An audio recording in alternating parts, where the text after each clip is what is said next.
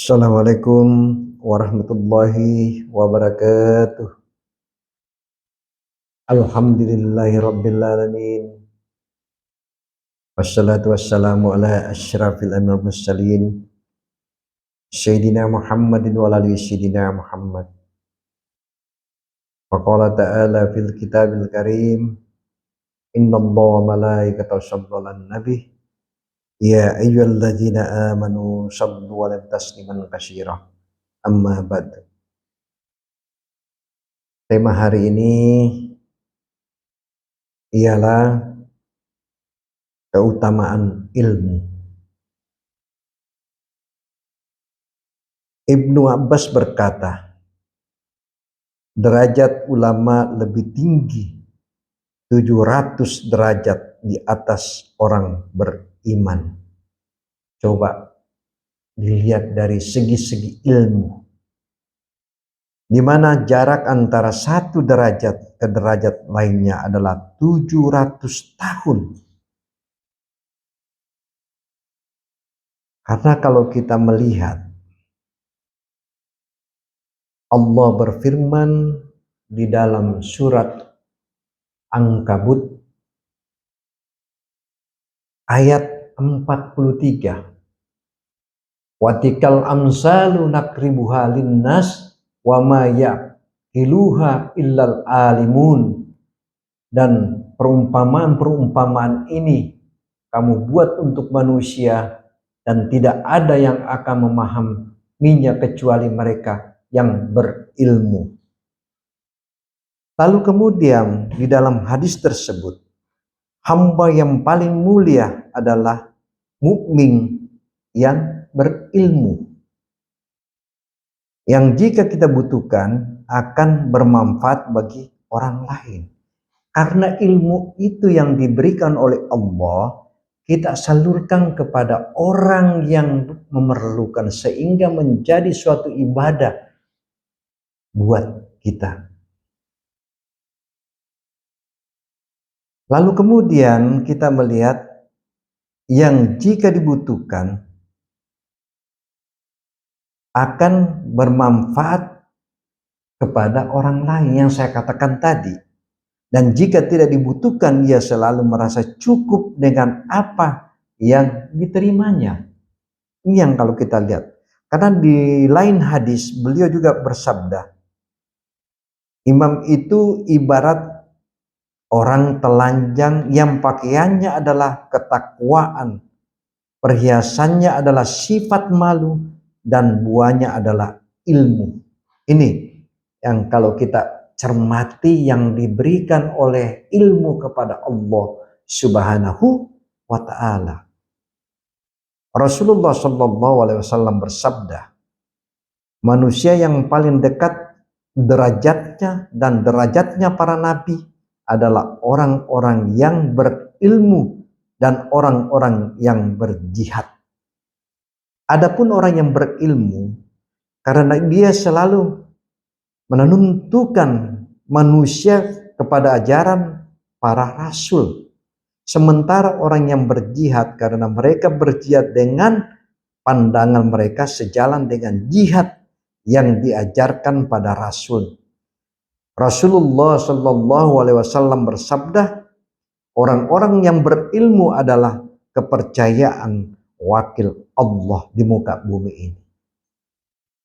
Rasulullah Shallallahu Alaihi Wasallam bersabda, golongan yang memperoleh syafaat pada hari kiamat adalah para nabi, orang-orang yang berilmu, lalu para syuhada.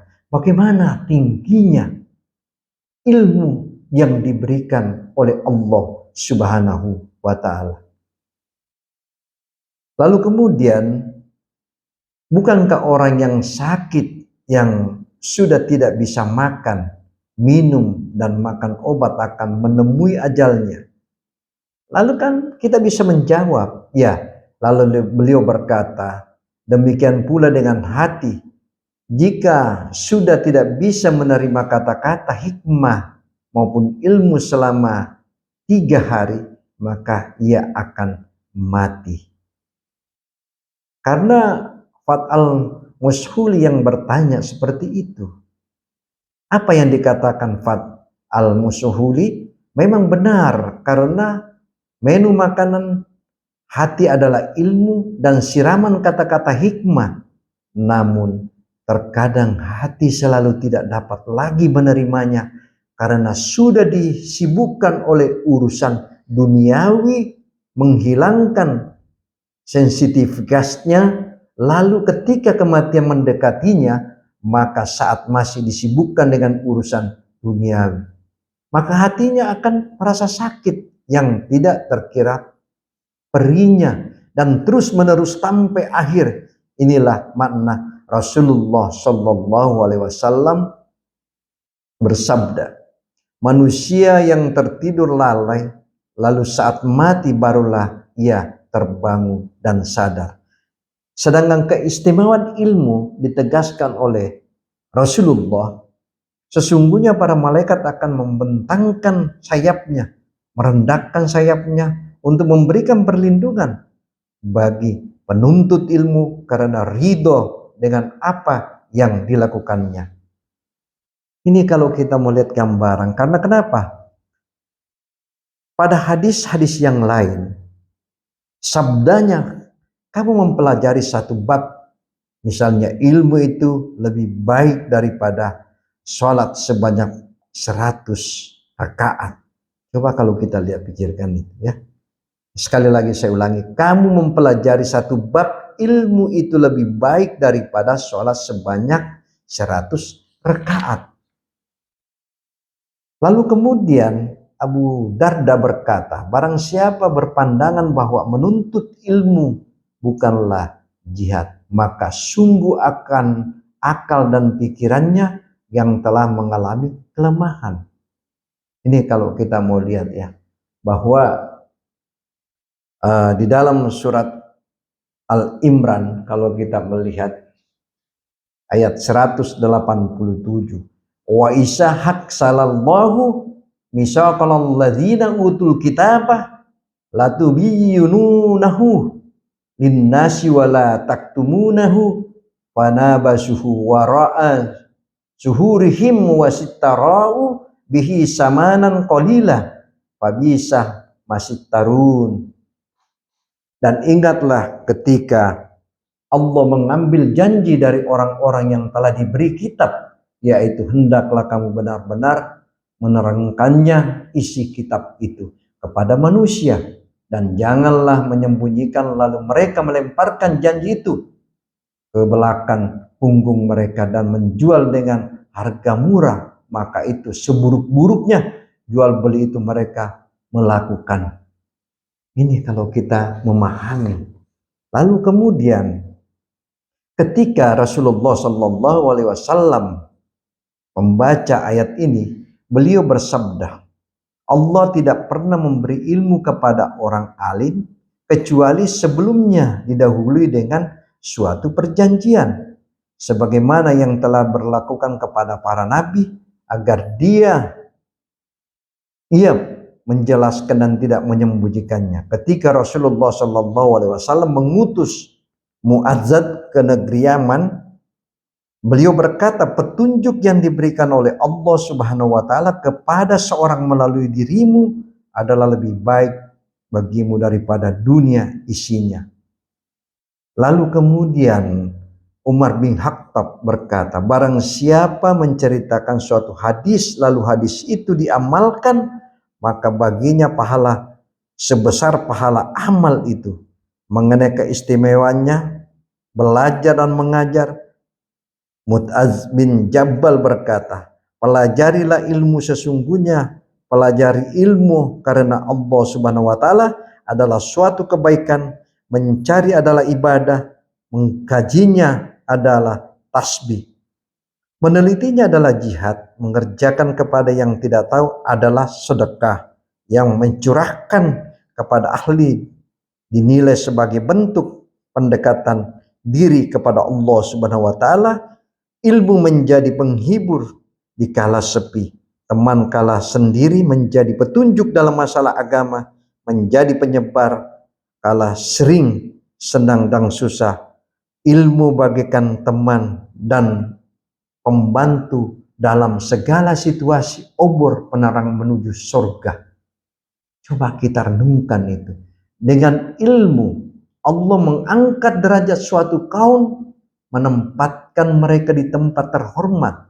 Ilmu adalah petunjuk jalan bagi mereka menuju kebaikan, sehingga jejak mereka diikuti dan perilaku mereka diteladani.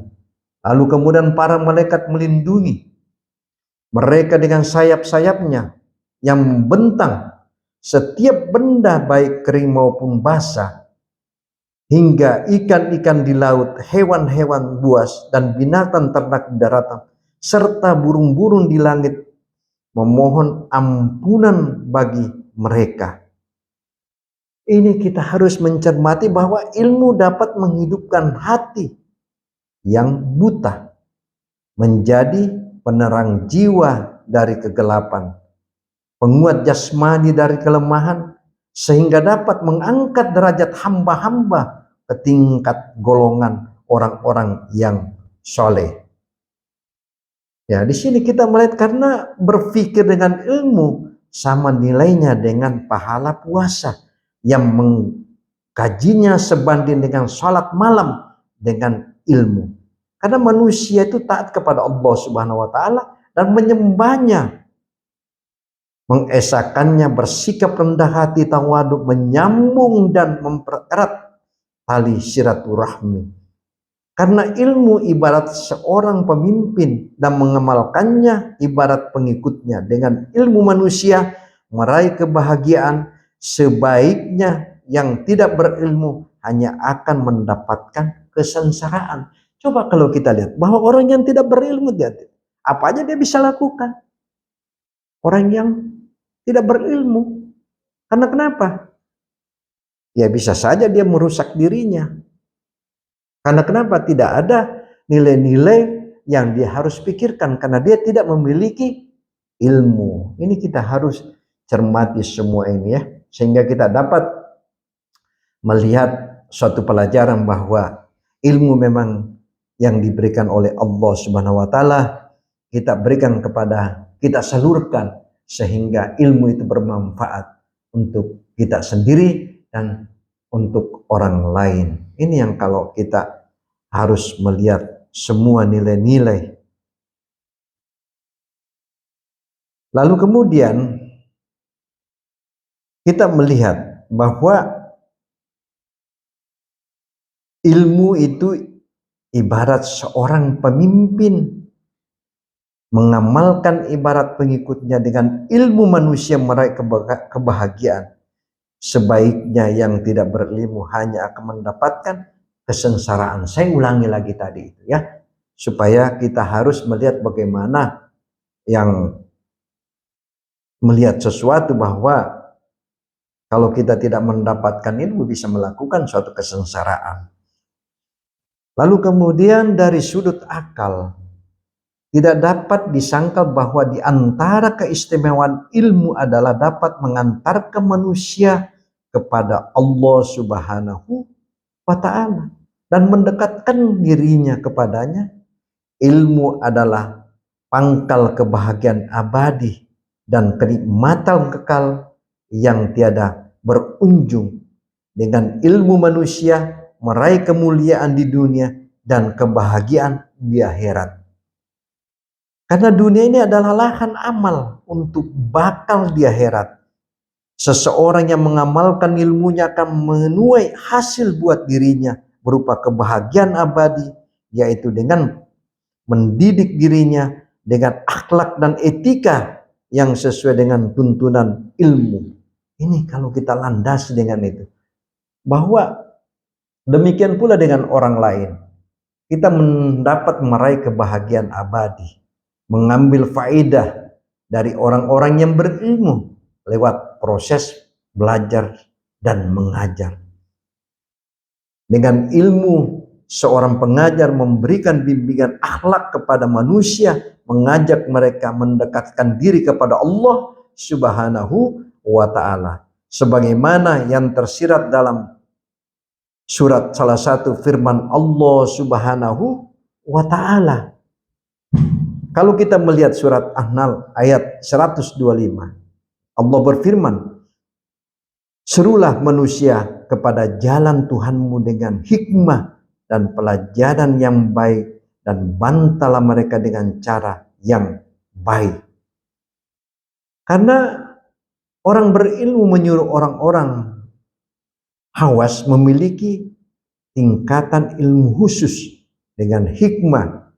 Lalu kemudian orang-orang awan dengan nasihat menghadapi para pembangkang dengan jidal atau tidak berdebat. Dengan itu ia menyelamatkan dirinya dan orang lain. Lalu kemudian gambaran seperti inilah yang dipandangkan sebagai sosok hamba yang sempurna. Ini kalau kita melihat. Karena kenapa? Tantangan ilmu yang baik, kita selalu berikan suatu penjelasan tentang hukum-hukum fardu dan fardu kifayah dalam menuntut ilmu. Ini karena kenapa Rasulullah SAW bersabda, menuntut ilmu diwajibkan bagi setiap muslim. Yang dimaksud ilmu dalam hadis di atas adalah ilmu yang wajib diketahui oleh seorang muslim yang telah mencapai usia balik.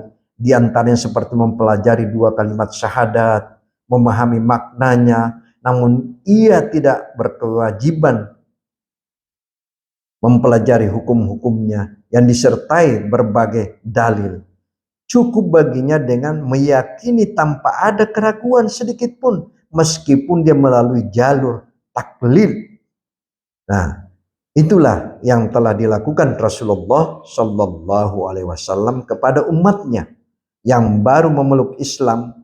Setelah itu baru dilanjutkan dengan mengajarkan bentuk perintah Allah Subhanahu Wa Taala selain seperti sholat, puasa sesuai dengan tingkatan perintah yang baru diturunkan. Karena itu beliau mengajarkan tata cara sholat saat sholat diwajibkan. Begitu pula dengan ibadah puasa, zakat bagi mereka yang memiliki harta benda dan sudah mencapai haulnya. Semenjak memeluk Islam, beliau wajib mengajarkan ilmu tentang puasa, zakat sesuai dengan kadar keperluan. Kemungkinan beliau menyampaikan perintah diwajibkannya melakukan ibadah haji, namun tidak harus juga segera mengajarkan ilmunya, sebagaimana tidak ada kewajiban yang langsung menunaikannya. Karena juga menunaikan naik haji ini, umroh atau apa dan sebagainya itu kan sesuai dengan kemampuan kita, iya kan?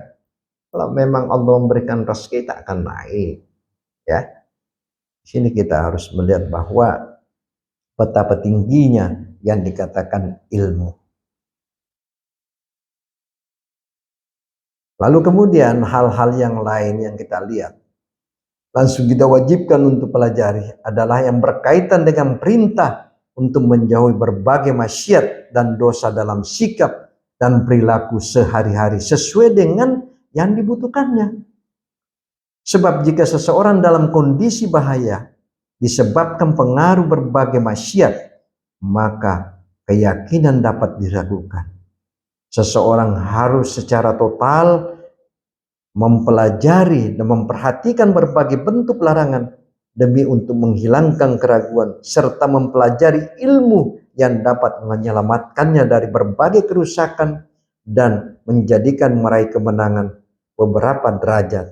Ini kita lihat di sini bahwa dari perolehan ilmu yang dipelajari ada yang bersifat fardu ain, harus dipelajari seluruh kalangan tanpa kecuali, dan fardu kifayah, jika pelajari sebagian kalangan maka dianggap cukup. Ketahuilah bahwa tingkat ilmu itu kan ditentukan dari seberapa dekatnya sesuai dengan cabang ilmu kepada ilmu akhirat. Sebagaimana diketahui bahwa ilmu syariat lebih utama daripada bentuk ilmu lainnya, maka ilmu yang berkaitan dengan hakikat syariat, hakikat agama lebih utama dari ilmu yang berkaitan dengan hukum-hukum syahir tanpa seorang faqih memutuskan benar tidaknya suatu masalah dengan melihat secara syahir masalah tersebut. Lalu kemudian sebaliknya ilmu digunakan untuk mengetahui diterima tidaknya suatu ibadah masuk dalam kategori ilmu tasawuf yang akan dijelaskan. Kemudian ulama-ulama yang termuka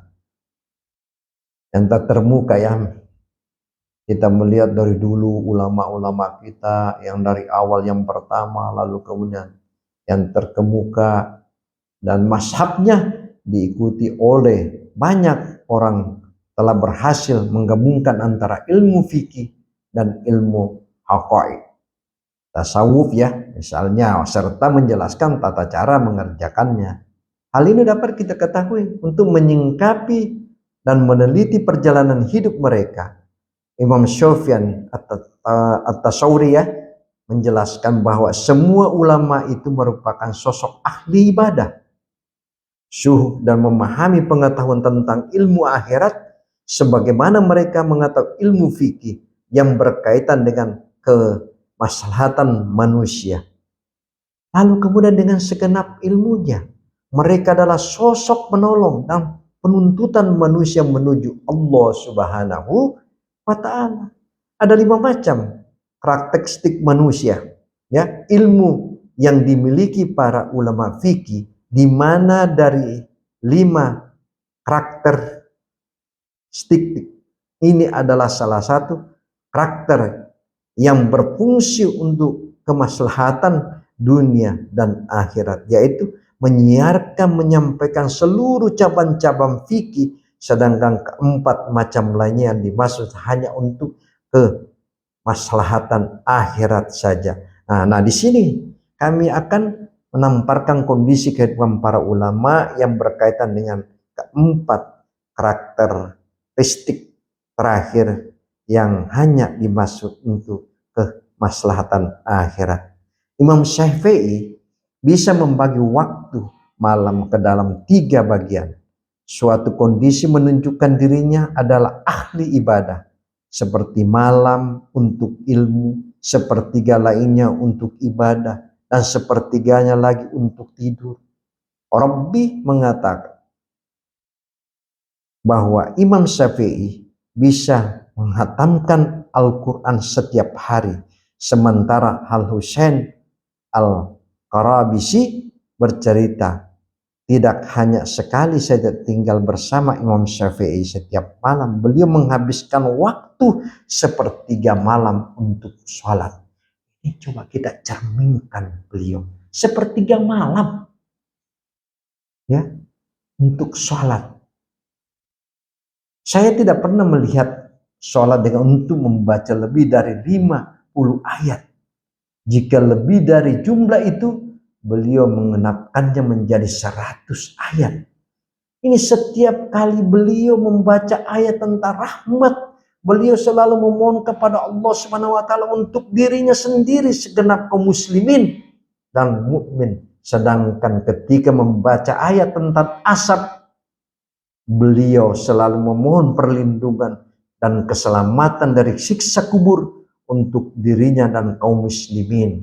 Beliau seolah-olah menggabungkan antara harapan dan ketakutan secara bersamaan. Lihatlah bagaimana Imam Syafi'i hanya membaca 50 ayat, padahal pengetahuannya akan rahasia-rahasia Al-Quran sangat luas.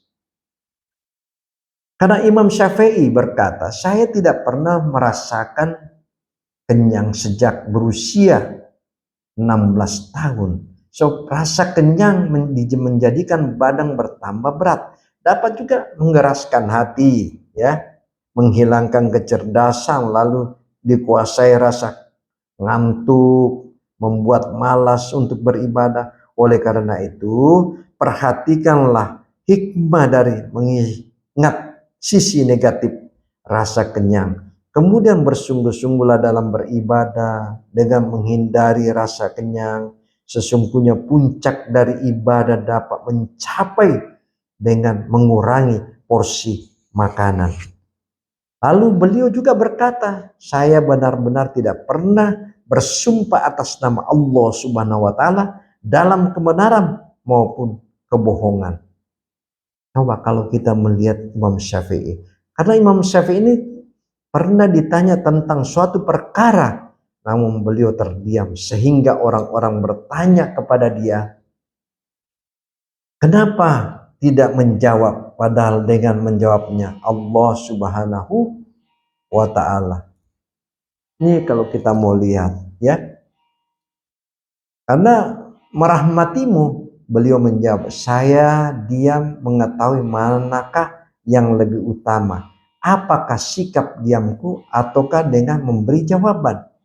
Lalu kemudian Ahmad bin Yahya bin Al-Washir berkata, suatu hari Imam Syafi'i keluar dari pasar kerajinan tangan.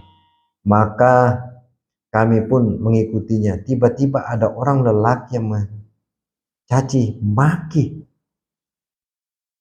seorang ulama. Maka beliau melirik kepada kami dan berkata, bersihkanlah pendengaran kalian dari kata-kata kasar, sebagaimana kalian mencucikan lisan kalian dalam ucapan-ucapan yang demikian. Karena sesungguhnya orang-orang mendengarkan sama saja bersekutu dengan orang-orang yang mengucapkan. Lelaki itu kan bodoh, tadi ingin memperlihatkan hal terburuk yang ada pada dirinya, tapi lalu berupaya sekuat tenaga untuk melemparkannya kepada diri kalian. Jika ucapan lelaki itu dibalas, maka orang yang membalasnya akan merasa bahagia, sedangkan yang mengucapkannya akan merasa sengsara. Coba kita melihat, karena Imam Syafi'i ini berkata, seorang hakim menulis surat kepada sahabatnya sesama hakim. Dalam surat tertulis, engkau sudah memiliki pengetahuan yang berguna untuk menangani masalah. Maka janganlah engkau mengotori pengetahuan itu dengan gelapnya perbuatan dosa. Karena dirimu akan tetap berada dalam kegelapan di saat ahli ilmu yang lain berusaha dengan cahaya ilmu yang mereka. Ini kita melihat gambaran. Karena adapun tentang kesuhudan Imam Syafi'i ini, beliau pernah berkata, barang siapa yang berkata bahwa dia dapat menyentuhkan antara hasrat cinta dunia dan cinta kepada penciptanya dalam hatinya, maka sesungguhnya dia telah berbohong. Suatu saat tongkat Imam Syafi'i terjatuh, lalu seorang mengambil dan menyerahkan kepadanya, maka beliau menghadiahkannya sebesar 50 dinar. Coba lihat, karena kemurahan hati Imam Syafi'i ini sudah terkenal kemana-mana, melebihi besarnya jangkauan sinar matahari. Ada beberapa peristiwa yang menunjukkan kesuhudan Imam Syafi'i yang sangat tinggi, besarnya rasa takut beliau kepada Allah Subhanahu wa taala, serta sibuknya perhatikan beliau untuk urusan akhirat yang tidak ada henti-hentinya. Dalam suatu riwayat disebutkan bahwa suatu kali Imam Syafi'i mendekatkan Sufyan bin Uyainah yang sedang meriwayatkan hadis tentang budak. Lalu ia jatuh pingsan di hadapan beliau. Maka orang-orang pun itu berkata kepadanya, Sufyan telah meninggal. Lalu Imam Syafi'i berkata, seandainya benar dia telah meninggal, maka sungguh dia telah meninggal orang-orang yang terbaik di zamannya. Ini kalau kita mau menceritakan. Karena begitu tingginya, begitu kuatnya yang sudah tertanam hati di dalam iman itu. Karena agak susah mau terlepas. Karena coba kita lihat, beliau saja itu sepertiga malam sholat, ya kan, nggak pernah berhenti. Betapa bahagianya kalau kita melihat bahwa perjalanan yang perlu kita tahu bahwa Imam Syafi'i itu sangat tinggi ilmunya. Ya, karena kenapa? Kalau kita lihat ada beberapa surat-surat yang harus kita ketahui juga, termasuk surat Al-Mursalat itu ayat 77 yang artinya gini, inilah hari saatnya mereka tidak dapat berbicara dan tidak diizinkan kepada mereka untuk mengumumkan alasan agar mereka dimaafkan. Coba itu lihat. Ini kalau kita melihat ada beberapa, sebagian kita harus membaca ayat-ayat itu ya. Lalu sebagian hadirin menetapkan Imam Syafi'i tiba-tiba wajahnya berubah, kulitnya berkerut dan merasakan tekanan yang teramat besar hingga akhirnya jatuh pingsan. Ketika syuman beliau berkata, aku berlindung kepadamu agar tidak ditempatkan para pembohong yang paling dari orang-orang yang lalai. Ya Allah, hanya kepadamu lah hati orang-orang yang arif, ya, mencapai derajat yang ma'rifat, tunduk kepadamu lah orang-orang yang merindukanmu dan berserah diri. Ya Allah, anugerahkanlah karuniamu kepadaku dan lindungilah aku dengan perisaimu dan ampunilah kekuranganku dengan kemuliaanmu. Nah, kalau kita melihat, adapun tentang predikat Imam Syafi'i sebagai orang yang mengetahui rahasia-rahasia hati yang telah ditegaskan dalam suatu riwayat, yaitu saat beliau ditanya tentang riya, beliau langsung menjawab bahwa riya itu adalah fitnah, cobaan yang dasar adalah bahwa nafsu, saat hawa nafsu tersebut berhadapan dengan pandangan hati, para ulama mereka melihat sebagai pilihan jiwa yang buruk. Nah, coba kita lihat, sehingga amalan mereka yang telah berbuat pun terhapus sia-sia.